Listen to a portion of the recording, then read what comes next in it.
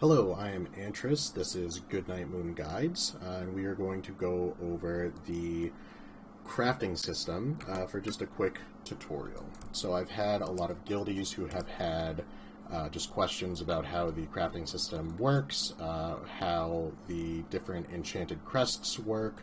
So I'm going to do both a fresh piece of gear craft as well as show you the recrafting tutorial. So, just for the sake of an example, I'm going to craft a one-handed sword. So I'm going to go into the crafting menu. I'm going to put in a spark. Every piece of crafted gear requires a spark to be created. And then I'm going to add in my optional reagents. So the first optional reagent I'm going to add is what's called an Enchanted Worm Shadow Flame Crest. This upgrades the item level. So if I were to just craft it with the spark, the max item level that it could obtain is a 424. Adding in this Enchanted Worm Shadow Flame Crest increases that max item level to 437, and then an Enchanted Aspect Shadow Flame Crest would increase that further to 447. So right now, for the sake of an example, I'm just going to make a 437 one. I am going to add in what's called a missive. Demon Hunters want Critical Strike and Mastery, so I'm going to add in the Missive of the Peerless. Your mileage may vary. I always recommend getting the 3-star for anything that you're going to craft, just because it makes the likelihood of getting max item level higher.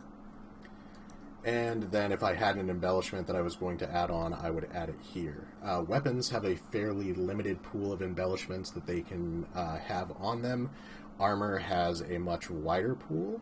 So if you are trying to get a certain embellishment, and I'll talk a little bit more about embellishments later on, but you don't see it here on the weapon menu, chances are that you have to create a piece of armor as opposed to a weapon. So I'm going to submit this to Blues, who is my prop paladin alt. He just happens to be a blacksmith, and now that order is placed. As you can see, I've had to do this video a couple of times. Next, I'm going to talk about the recrafting system. So I had recrafted my Lifebound cap from 437 to 447. That footage was lost, unfortunately.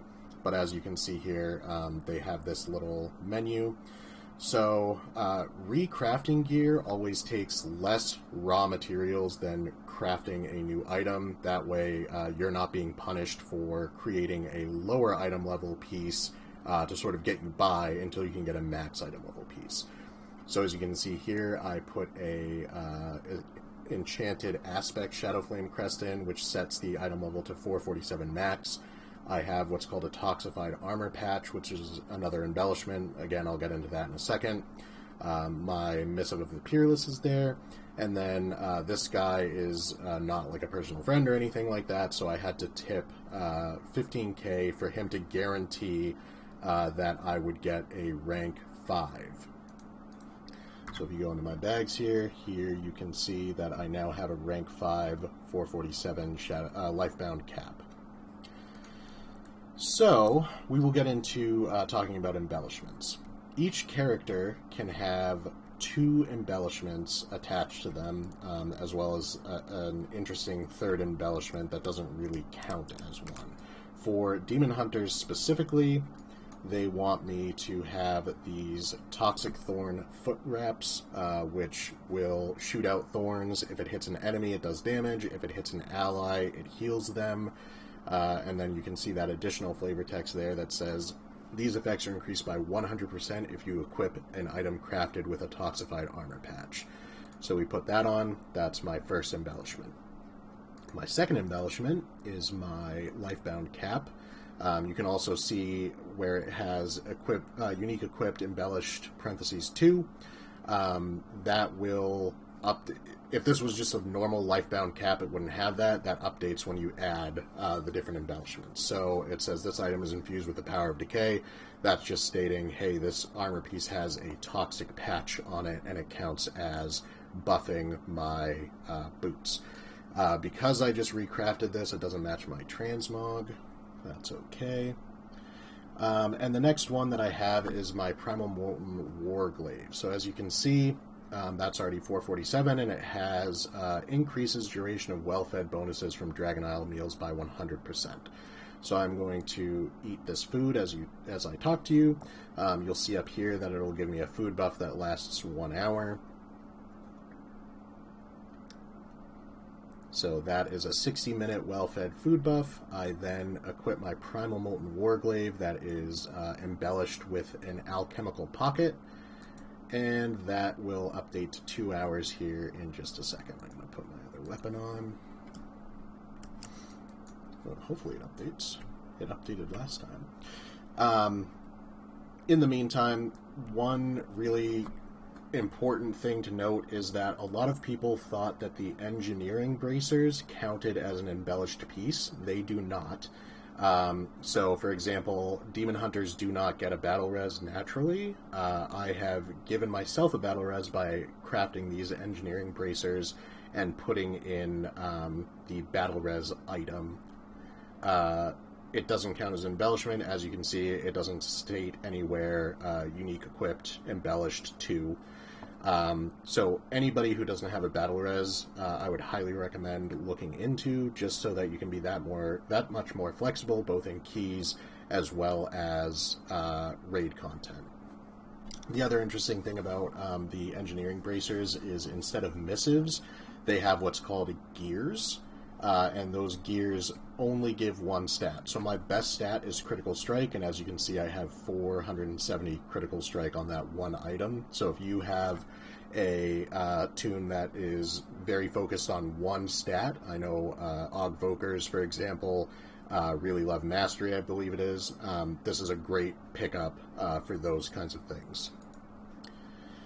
And then the final thing that I think is really worth mentioning is the tiered medallion settings. So tiered medallion settings allow you to add up to 3 sockets onto a neck piece. I think all crafted necklaces come with 1 socket, so you could buy a rank 2 tiered medallion setting and then a rank 3. You can use them. I obviously can't on this just because it already has the 3 sockets. I've already done it. But you can add up to 3 total sockets onto a neck piece, so you can add 3 gems. Make sure that when you are adding them, if you have a necklace with no gems on it, make sure that you use the tier 1 first, the tier 2 second, and the tier 3 third. Otherwise, you're going to have to buy more tier 3s in order to fully max it out. So the last thing I'll talk about is how to make those enchanted crests that we looked at earlier. I'm an enchanter, so these are the mats for those crests. As long as you give me all of these mats and send them, I'm not going to charge you a commission. I'm not going to charge you for a tip or anything like that. If you're in the guild, just send me the mats and I will make these. You are probably going to be working with enchanted worms and enchanted aspects. Nobody really uses the whelplings or the drakes. So again, just send these my way, and I can craft them for you and get them back to you as soon as I can. So that's just been a brief overview of the crafting system. Again, if you guys have questions or concerns, or you just have something that you need to go over specifically, please feel free to reach out.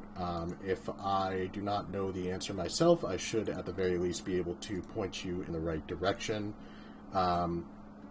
Once you get used to the crafting system, it kind of becomes second nature as far as like memorizing what you have to do and when you have to do it. But it can definitely be a little bit jarring the first time that you start to craft something. So, I have been Antrus with Goodnight Moon. I hope this guide has been helpful for you. Again, if you need any assistance, please feel free to reach out in-game or over Discord. Thank you, and have a wonderful rest of your day.